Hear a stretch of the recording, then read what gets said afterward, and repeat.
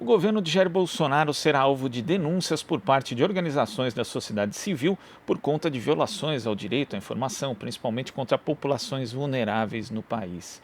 Entidades nacionais e internacionais vão levar à Comissão Interamericana de Direitos Humanos relatos, dados e levantamentos sobre o que julgam ser um comportamento que viola direitos fundamentais. Inclusive, uma audiência ocorre nesta terça-feira entre 14 organizações e o relator para a liberdade de expressão da comissão. O argumento das entidades é que durante a pandemia, grupos como indígenas, mulheres, população negra, crianças, adolescentes, moradores de favelas e periferias, população LGBTQI+, têm sido privados de direitos de acessar informações confiáveis, portanto, tendo seus direitos violados. Para conversar conosco a respeito, temos aqui a diretora do Centro de Estudos de Mídia Alternativa Barão de Itararé e do Centro de Pesquisa em Comunicação e Trabalho da ECA-USP, Ana Flávia Marques. Bom dia, Ana.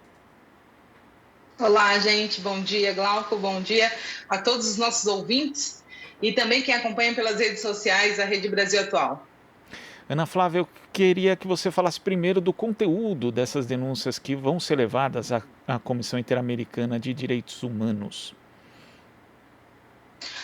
Olha, Glauco, primeiro é importante também situar que, assim como é uma constante os ataques do presidente Jair Bolsonaro à imprensa, e não só ele, como ele incita também seus apoiadores nas redes sociais, e que, inclusive, isso desencadeia uma perseguição aos profissionais de comunicação, né, com ameaças de morte e estupros, assim como uma constante essa perseguição à imprensa, também será constante a nossa denúncia dessas ameaças, né? Então, por isso que a gente vai à Corte Interamericana de Direitos Humanos e o conteúdo dela, primeiro, é sobre o apagão dos dados. Se a nossa situação já era grave antes da pandemia, com a pandemia isso fica muito pior, porque a gente não tem não só aqueles dados, né, que ele se negou a dar e a imprensa foi estimulada, inclusive, a criar um consórcio para que tenha os dados dos afetados pelo coronavírus, mas também de não ações realizadas,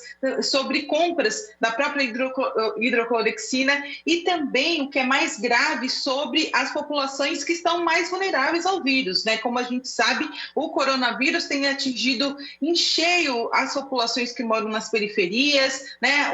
A população negra, os quilombolas, e isso não existe nenhum dado, né? Existe, por isso que a gente está chamando de apagão de dados, né? Não existe nada, o governo se nega a dar, então a gente vai apresentar essa denúncia. Outro fator que para a gente é muito importante também diz respeito ao acesso à banda larga da internet.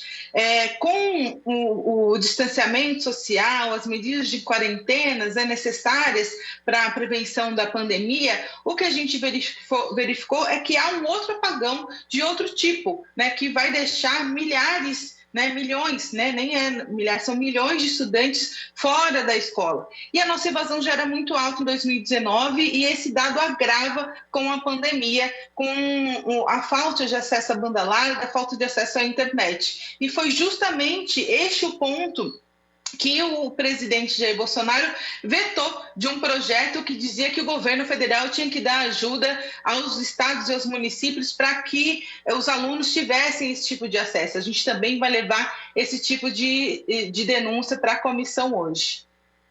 E é importante ilustrar, né, Ana Flávia, eu acho que um caso que mostra bem o que é esse apagão de informações diz respeito às pessoas que estão no sistema carcerário, né? Até lembro ali que no fim de março, quando ainda era ministro da Justiça, Sérgio Moro dizia que não havia qualquer problema no sistema carcerário em relação à prevenção do coronavírus, dizendo que a pandemia não tinha atingido de forma tão grave em outros países, como se o sistema carcerário brasileiro fosse, né, comparável ao dos países desenvolvidos, por exemplo, e não existe até hoje um sistema de informações conjunto, né, que agregue ali os dados dos estados para a gente saber qual é a real situação das pessoas que estão nos presídios. Isso é bem ilustrativo do que é esse apagão de informação justamente para os segmentos mais vulneráveis da sociedade, Ana Flávia. Exatamente, Glauco. A gente percebe que há uma decisão institucional, né, de apagar justamente os dados dos mais vulneráveis, como você está falando, aqueles que estão, a população carcerária, assim como os outros exemplos que eu citei. Então, isso é muito importante porque não há uma falta de um planejamento, não é algo que, um acidente, né? O que a gente percebe é que é uma decisão institucional, principalmente para que não sejam criadas medidas que impactem essas pessoas, né, que ajam, né, e reajam sobre esse efeito de pandemia para esse público específico. Então, isso é muito grave, né? A gente não pode ficar calado, a gente não pode naturalizar essa barbárie que vem sendo feita pelo governo federal. Agora, são diversas entidades que estão envolvidas, né, que vão levar essas denúncias à Comissão, Associação Brasileira de Jornalismo Investigativo, Anistia Internacional, Artigo 19, o Centro de Estudos de Mídia Alternativa Barão de Itararé, Instituto Vladimir Herzog e Repórteres Sem Fronteiras. Eu te pergunto, Ana Flávia, qual a expectativa justamente em relação a essa audiência, essa reunião com o relator para a liberdade de expressão da CIDH? É chamar a atenção, né, Glauco, para o que vem acontecendo. Se há esse apagão dos dados, eu reafirmo aquilo que eu comecei falando aqui na entrevista, é que a gente não pode desistir de fazer a denúncia, a gente não pode desistir de lutar.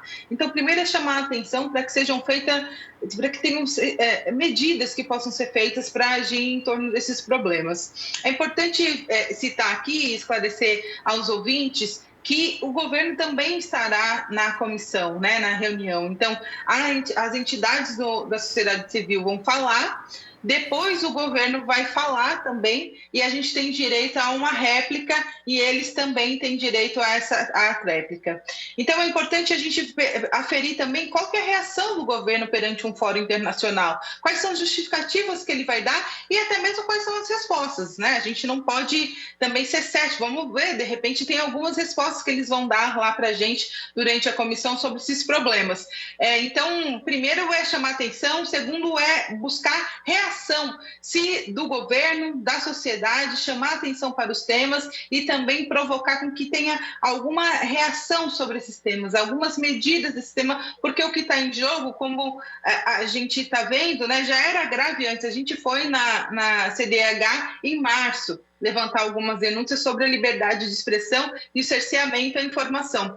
Agora, com o contexto da pandemia, o que está em jogo é a vida mesmo. Então, o que a gente quer é que tenha reação, que tenha saídas para esses problemas, porque são os nossos, né? São essas pessoas mais vulneráveis que estão morrendo.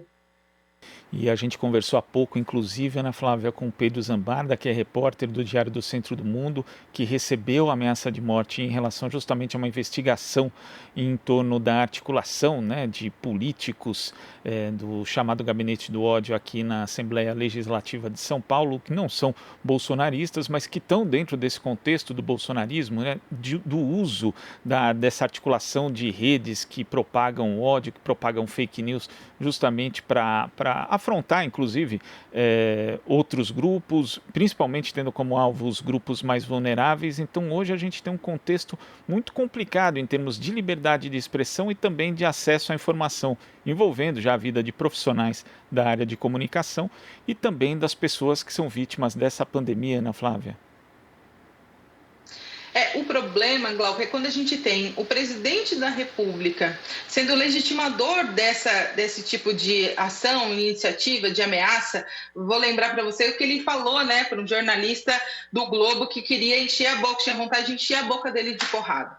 Quando o presidente da República faz isso, ele legitima uma série de outros atores da sociedade para fazer também, porque passa a impressão de que aquilo ali é a ação que deve ser feita, é normal fazer esse tipo de ataque à imprensa, né? É esse tipo de ação que deve ser enfrentado. Então, isso parte não só do presidente da República, mas também de ministros, né? De outros atores, de outros poderes, né? Senadores, deputados, vereadores, como a gente vê o caso do Pedro Zambarda, também de apoiadores desses políticos, né, dessas lideranças. Então, isso é muito importante. É muito importante reafirmar, inclusive, que isso é legitimado pelo presidente da República, e aí vem uma série de reação em cadeia e também de não responsabilização por essas ameaças de morte, não responsabilização sobre essa liberdade de expressão, o que acaba sendo muito grave. Não é só o jornalista que é ameaçado, inclusive, é a família dele, são os filhos, como a própria Patrícia Campos Melo, que vai participar da audiência, relata no seu livro. Então, é uma situação grave que a gente está vivendo, e a gente só vai até a Corte Interamericana de Direitos Humanos porque a gente sabe que nós já passamos por outras situações ainda mais graves, e que a gente também vai sair dessa, mas a gente precisa de apoio e da solidariedade internacional. Tá certo, Ana Flávia. Queria agradecer aqui a sua participação no Jornal Brasil Atual e até a próxima. Eu que agradeço, Glauco. Até a próxima. Tchau, tchau. Tchau, tchau. Conversamos aqui com a jornalista, diretora do Centro de Estudos da Mídia Alternativa Barão do Itararé e do Centro de Pesquisa e Comunicação e Trabalho da ECA USP, Ana Flávia Marques. Você está ouvindo Jornal Brasil Atual. As notícias que os outros não dão.